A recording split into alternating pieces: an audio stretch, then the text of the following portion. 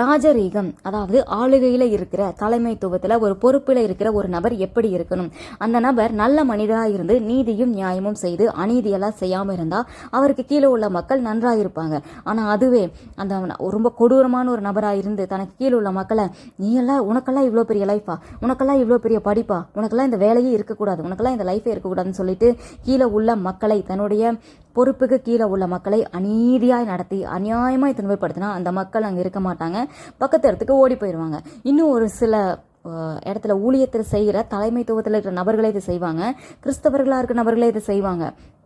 வேலை ஸ்தலமாகட்டும், படிக்கிற இடமாகட்டும், எங்கே இருந்தாலும் சரி, தனக்கு தெரிந்த நபர்கள் தனக்கு கீழே இருந்து தனக்கு மேலே வளர்ந்து போயிட்டாங்க அப்படின்னா அந்த நபர்கள் படிக்க போகிற இடத்துல, இல்லை வேலைக்கு போகிற இடத்துல, இல்லை அந்த புள்ள பையனுக்கு எங்கேயாவது வாழ்க்கை துணை அமைஞ்சு செட்டில் ஆகுது அப்படின்னா அந்த நபரை பற்றி வேற ஒரு நபர், நல்ல ஃப்ரெண்ட்ஸ் அமைஞ்சிருப்பாங்களே, இல்லை இந்த இடத்துலேருந்து வேற ஏரியாவுக்கு வேற சபைக்கு போயிட்டாங்க அப்படின்னா அங்கே தலைமையில் இருக்கிற நபரை காண்டாக்ட் பண்ணி, இவங்களுக்கு தெரியாமல் அந்த சாதாரண நபர் இடம் மாதிரி போயிருப்பாங்களே, இவங்ககிட்ட பிரச்சனையாகி போயிருப்பாங்க, அந்த நபரை காண்டாக்ட் பண்ணி அவங்க படிக்கிற இடம், வேலைக்கு போகிற இடம், இல்லை சபைக்கு போயிட்டு வர இடம் நல்லா அந்த தலைமையில் இருக்கிறவங்ககிட்ட ஃபோன் பண்ணி இவங்களை பற்றி அவதூறாய் பேசுவாங்க, காசிப் பேசுவாங்க.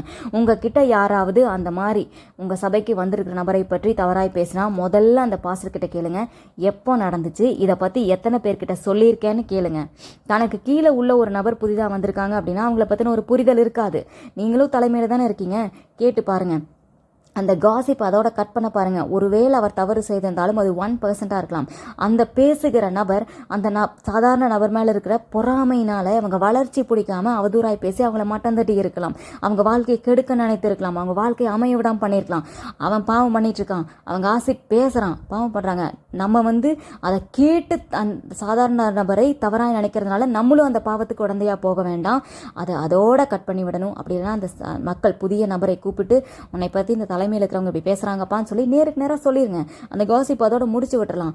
ஒரு நபரை தவறாய் நினைக்கிறது தப்பு. ஒரு காரியத்தை முழுதாய் அனலைஸ் பண்ணாமல் நினைக்கிறது தவறு. அந்த நபர்கிட்ட நேராக கேட்கறது தான் உத்தமம். சரியான முறையில் தனிப்பட்ட முறையில் தனியாக 1-on-1 கேட்டுக்கலாம்.